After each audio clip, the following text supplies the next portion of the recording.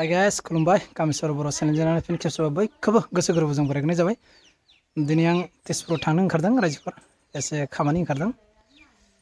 personal खामानि बेखायनो थांनो ओंखारदों एसे देखायगोन हायोबा एसे तेजपुरखौ लोगोसे जोंनि आलासि सासे दं नै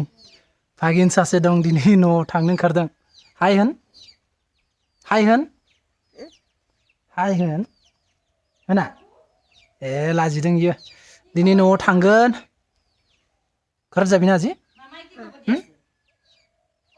ভিডিঅ'টো ওলাবি দেই এইটো ভিডিঅ'ত যাওঁ মই ইউটিউবত দিম দেই তই চাবি দেই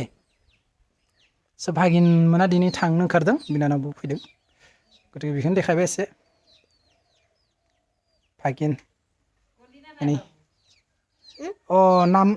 नामটো কৈ দিয়া दीपज्योति दैमारिनो हारसासो रायलायो बिसोरो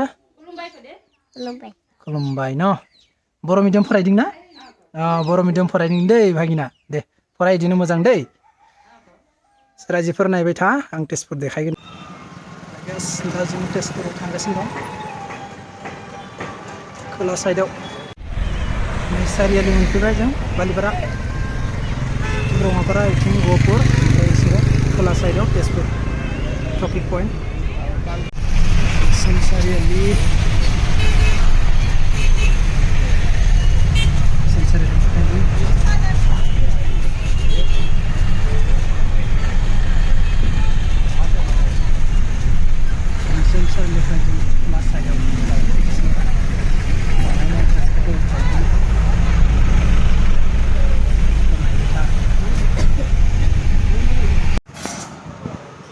दा जोङो तेजपुर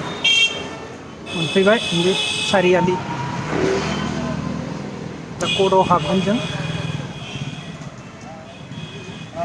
मेनलि कर्टनि खाथियाव सारियालि दंखायो खोला साइडआव हाबनांगोन अफिसारनि खोला साइडआव हाबगोन स' गाइस जों दा ओंखारबाय